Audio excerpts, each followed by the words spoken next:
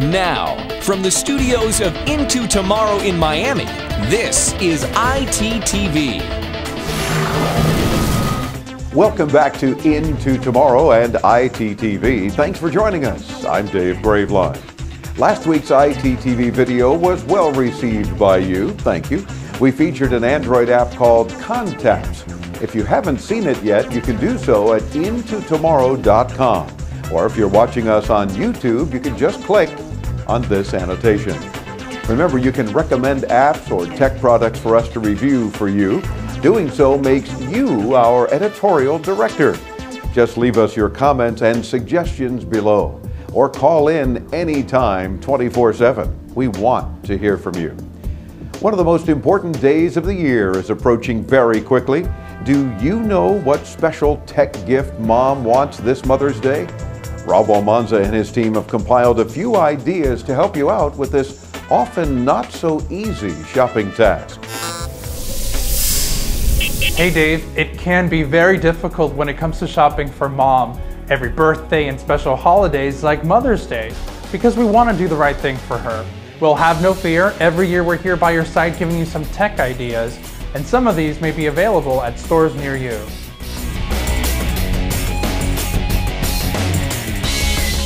Assuming mom still does most of the shopping for your family, this is the best way to organize her shopping list. The Smart Shopper is a voice recognition grocery list organizer.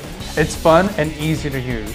All you do is push the record button, say the name of the item you want to add to your list, and select it from the list. Just make sure you speak clearly or you'll get the wrong item. After you complete your list, hit print.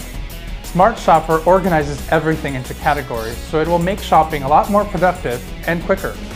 The Smart Shopper easily mounts to your refrigerator or a metal cabinet with its powerful magnet on the back. It keeps two lists simultaneously and flags items that you may have coupons for. It's available for just under $80. They're currently offering free shipping on their website. We're seeing a big push for Bluetooth hands-free kits for your car. It's all meant to keep mom and you safe on the road and not as distracted. We know how hectic a ride home from a school or a sports game can be. New products in this category allow you to do more than just talk.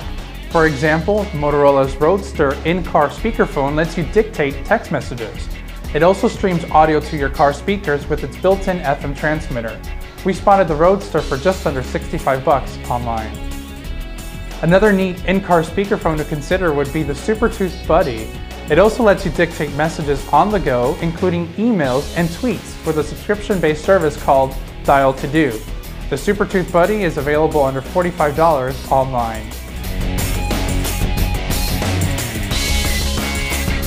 To recharge mom's electronics on the go while she's away from outlets or 12-volt accessory plugs in the car, we highly recommend the PowerMat Portable Battery Packs, specifically the Dual 1850.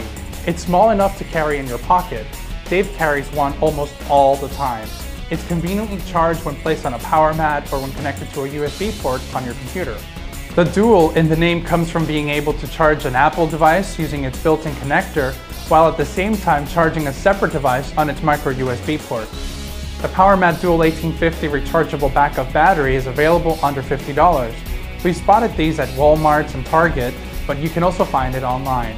There's also a less expensive unit called the Dual 1200. It comes in white and might be more appealing for mom. That costs about $40.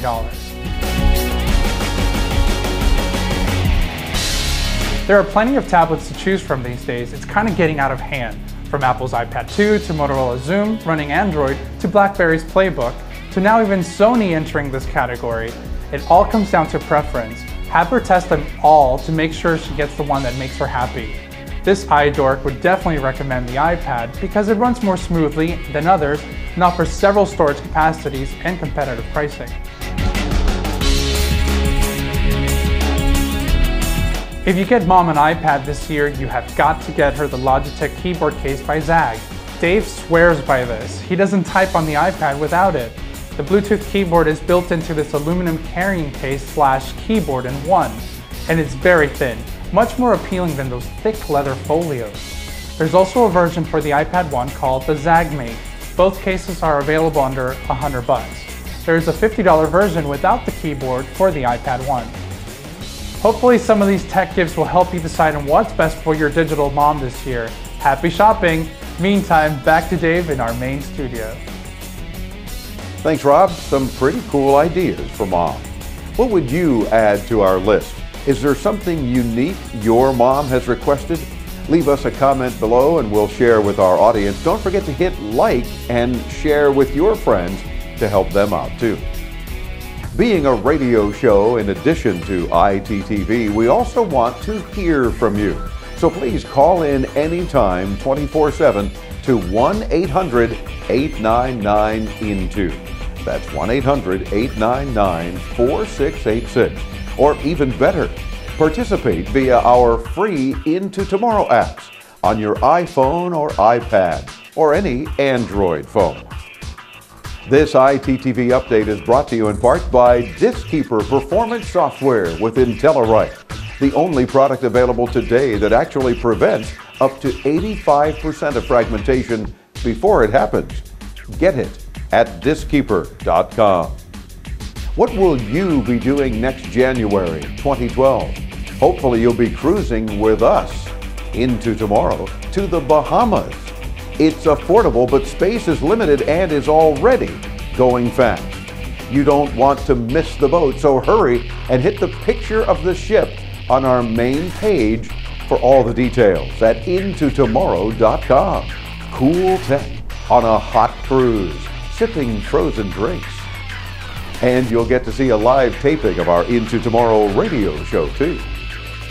Chris Graveline is back with us this week. It's now time to travel back in tech, including a big change in TV back in the 60s. Here's This Week in Tech History.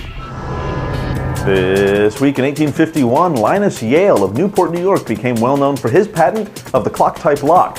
If the name Yale sounds familiar, it should. Yale locks are among the top brands of security devices still sold today. This week in 1941, the Federal Communications Commission agreed to let regular scheduling of TV broadcasts by commercial TV stations to begin on July 1st of that year. It was the start of what would become network television.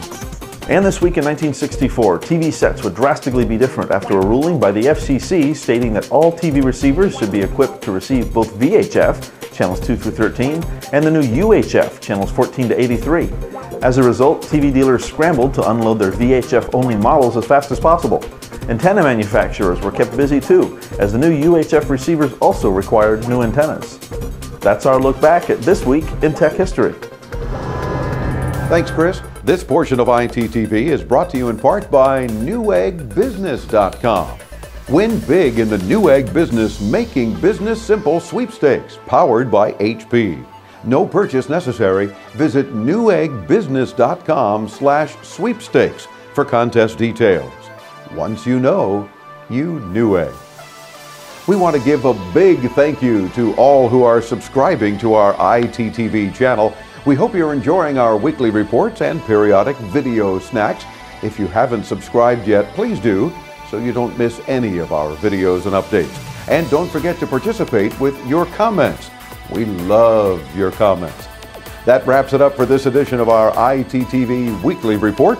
We'd love for you to join us on the radio on our international broadcast. And not just because you win prizes for doing so. Visit intotomorrow.com to participate. And stay connected with us on Twitter. And like us on Facebook, won't you? Thanks for watching. We'll see you next week. I'm Dave Graveline.